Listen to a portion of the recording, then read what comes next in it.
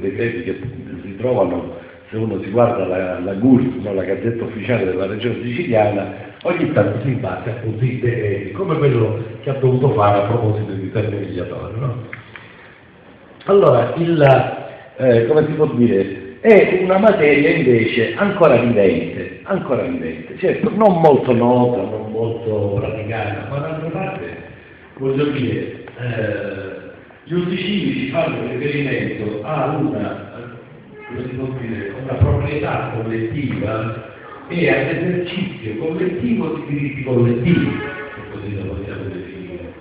Ora, questo dato che deriva appunto dal Medioevo, nel corso dell'età moderna viene combattuto a più non posso da tutti gli stati, cioè gli stati moderni nascono sull'idea della come si può dire, bilocazione della proprietà. Da una parte la proprietà è dello Stato, o è dello Stato o è del privato. Non ci possono essere proprietà intermedie.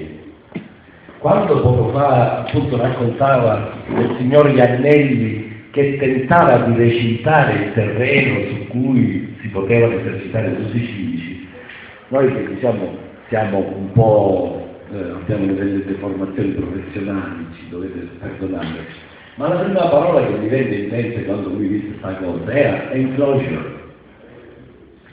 Enclosure è recinzione ed è un fenomeno che si verifica in Inghilterra a partire dall'atto di supremazia di Aristotele, con un crescendo che poi avrà, diciamo così, il suo culmine nel Settecento.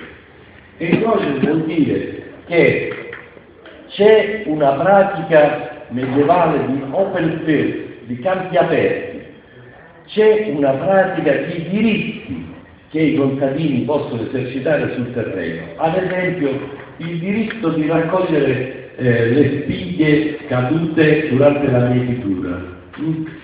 No, mentre si miete e si fanno i covoni di grano, cadono delle spighe, restano sul terreno. Le spigolatrici, oppure le restucci cosiddette, no? Allora, i contadini stanno lì al margine del campo, quando il padrone ha fatto finire la mietitura, entrano loro e raccolgono appunto le spighe. E poi appunto vari altri diritti.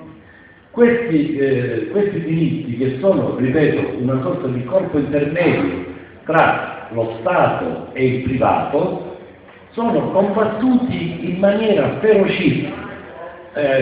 In Inghilterra appunto questo fenomeno dell'enclosure provocherà delle reazioni molto forti.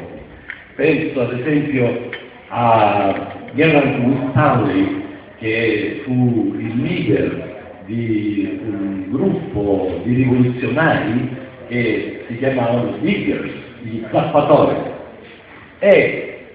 Winstanley dice una cosa che viene riecheggiata nel titolo di questo libro, Quando la terra era di tutti. Cioè, Winstanley dice: la terra è stata donata da Dio a tutti.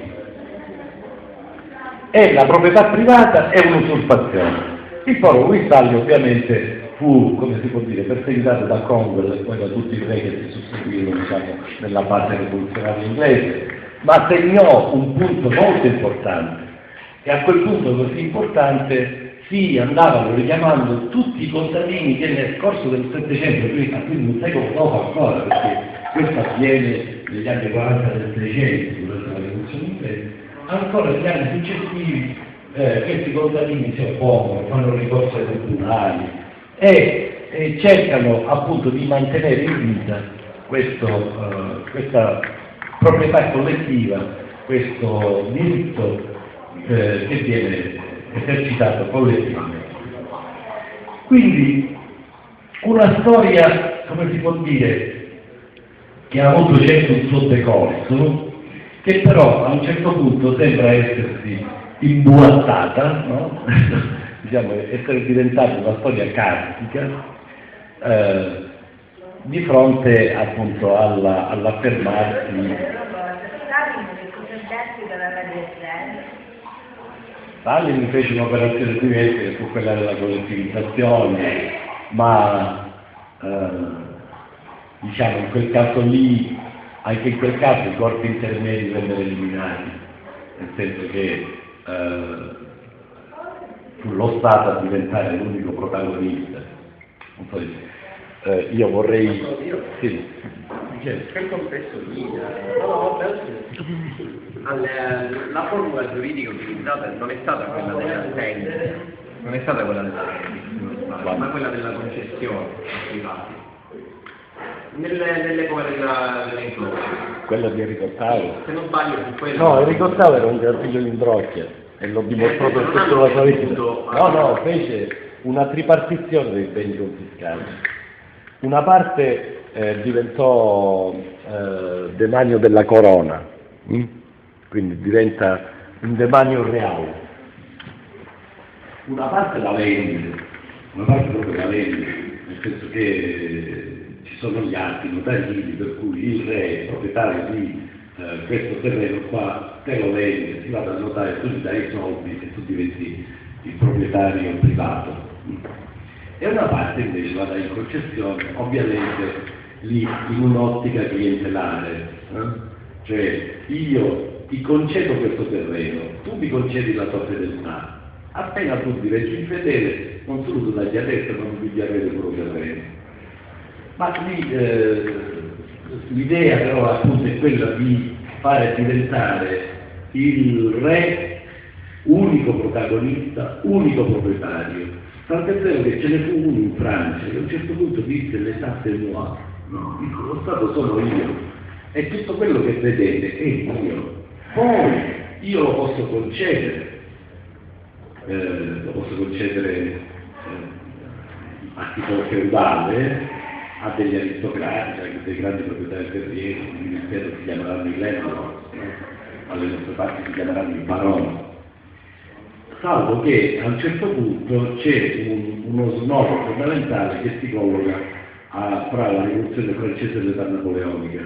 Cioè noi abbiamo nel 1804 un codice civile che dice d'ora in avanti la proprietà privata è sacra, inviolabile e nemmeno lo Stato può intervenire. Nemmeno lo Stato può intervenire. Nemmeno i soldati del re non possono entrare in una proprietà privata.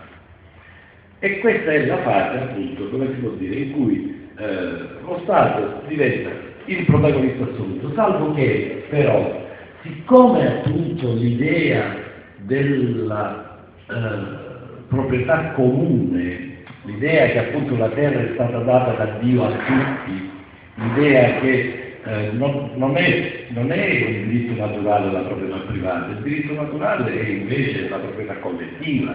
Tutti gli uomini che stanno su questa terra hanno diritto alla terra. Allora, siccome questa affermazione molto decisa del codice civile provoca delle contraddizioni, insomma provoca delle tensioni, a un certo punto lo Stato comincerà a mettere in campo delle obiezioni all'assolutezza della proprietà privata e comincerà a dire, ad esempio, io posso espropriare per pubblica utilità i terreni privati, mentre prima non avrebbe potuto farlo, se si fossero rimasti cristallizzati dentro quelle definizioni, cioè da una parte lo Stato e dall'altro lato la proprietà privata, se si fossero rimasti dentro quella cristallizzazione, questo non si sarebbe potuto fare, ma questa cristallizzazione provocava delle forti tensioni sociali, fortissime tensioni sociali. Poi immaginate appunto quante lotte contadine si sono sviluppate anche qua in Sicilia, penso ai fasci siciliani, penso alle occupazioni delle terre nel primo dopoguerra, nel secondo dopoguerra. No, pensate che ne so, anche le formule inventate, lo sciopero alla rovescia, andare a zappare, che era poi quello che faceva l'Italia nel 1300, andare a zappare le terre abbandonate. Quindi siamo in presenza di una fortissima tensione. Nasce quello che in qualche maniera si può chiamare il welfare state, no? Quello che prevede l'intervento dello Stato anche a proposito della proprietà privata.